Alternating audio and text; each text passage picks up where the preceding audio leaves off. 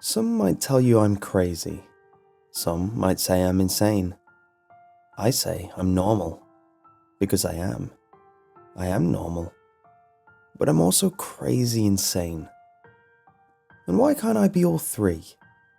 Why can't crazy be the norm? It already is.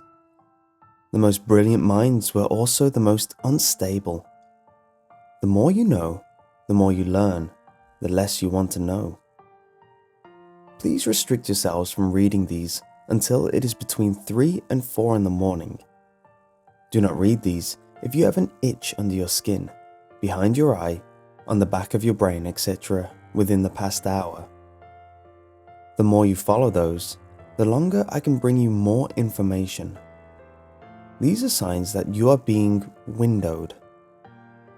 If you come across a story with a line from the lyrics of Pepper by Butthole Surfers, or one that opens up with, "Some might tell you I'm crazy, some might tell you I'm insane, I say I'm normal," followed by a line, see the previous instructions.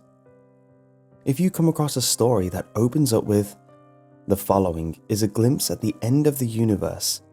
Any and all attempts to stop what follows will falter," followed by a line, see the above instructions.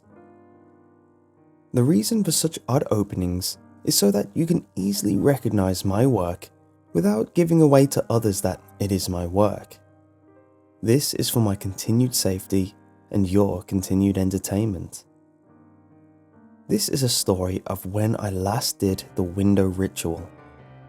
For those whom are unaware of it, the window ritual is a ritual that allows you to see through someone else's eyes.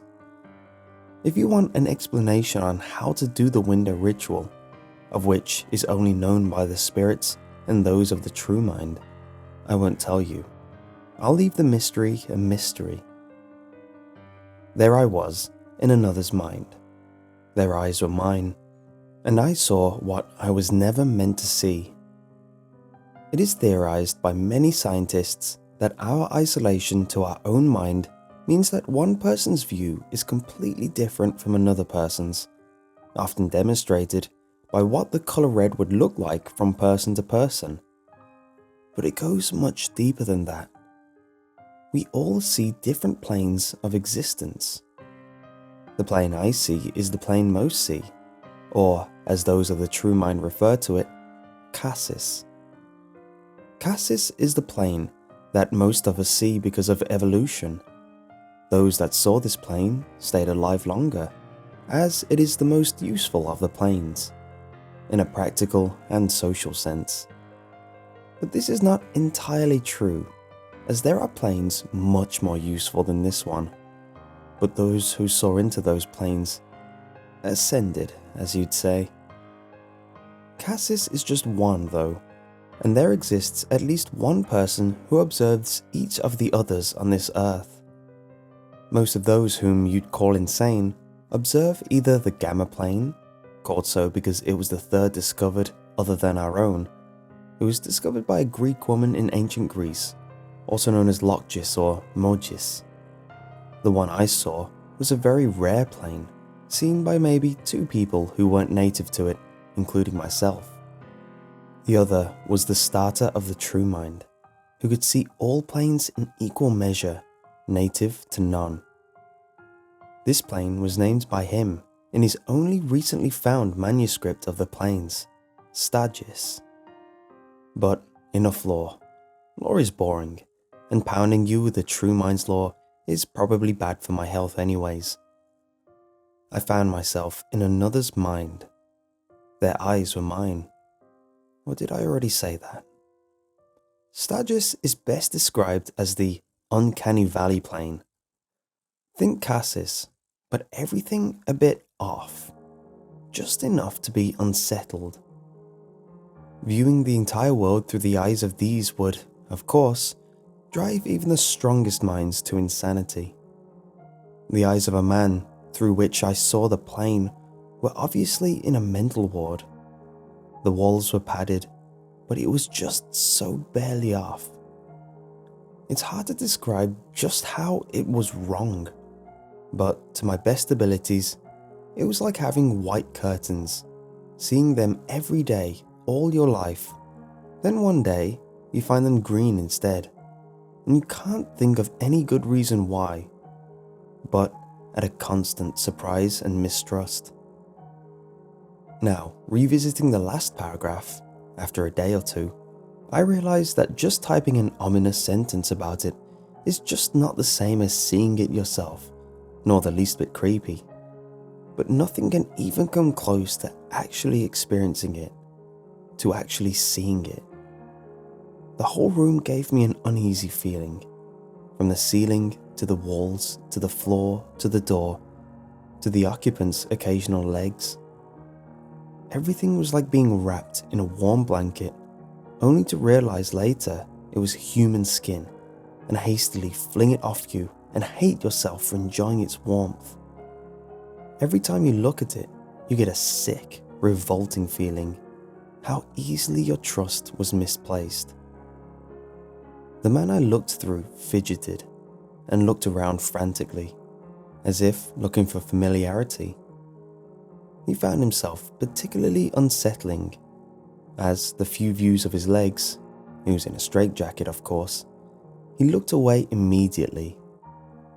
To me, his legs were only as unsettling as the rest of the room, but if you found yourself unsettling, it'd make you more unsettled than the other things that give you the creeps. After several hours, the ritual lasting for a radiant amount of time, but for me 24 hours, the man quickly looked to the door.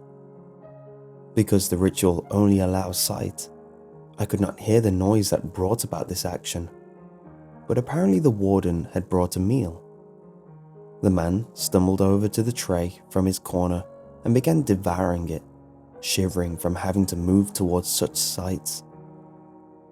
The meal itself was a very foreboding-looking supper, consisting of what looked like chicken, mashed potatoes, and green beans. The food was distorted.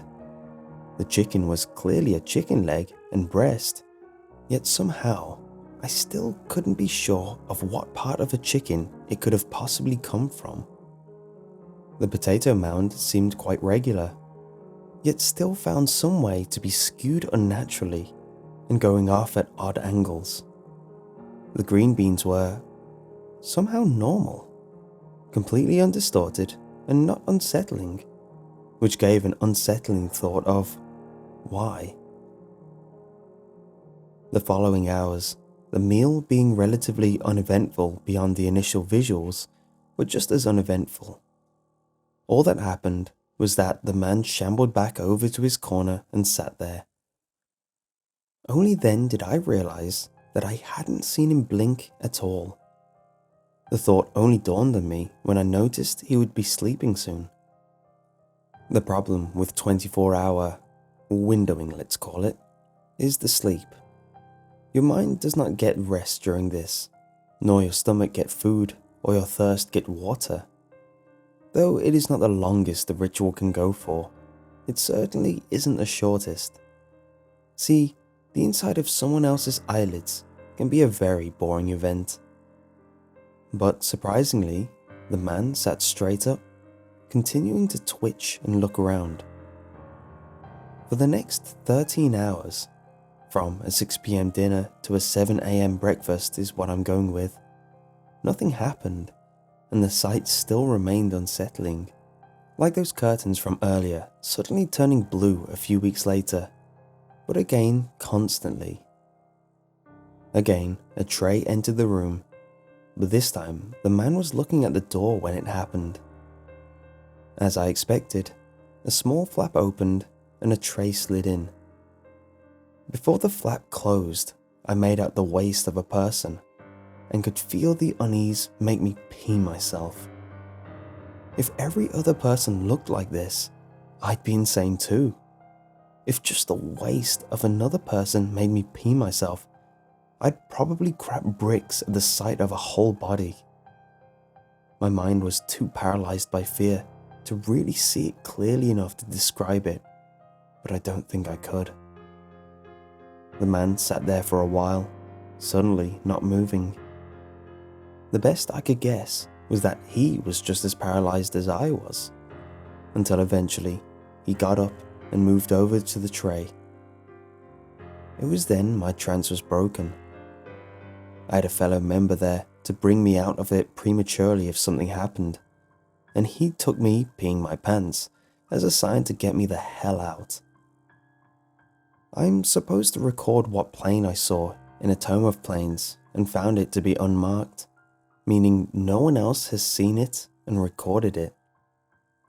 If I wanted to, I could home in on the man I saw through, but I don't honestly want to go back to that plane. The guy goes into a scary house, guy gets murdered trope pops in my head when I think about going back. My fellow members are currently taking a vote on whether they should send me back in for investigation on the man's whereabouts, so we can take him to gain much needed knowledge of this plane. But I don't want to. When dealing with GIST planes, they take a vote on whether to send them back or not if they don't volunteer, and the proceedings usually takes a few days. They review what I report seeing and decide whether or not it's worth risking my insanity and the loss of a member for information. They will probably vote yes, which is why I'm typing now. I read getting your traumatizing events out helps with coping, and a fresh mind is what I'll need if I'm going back in. The release of the verdict comes soon. God help me.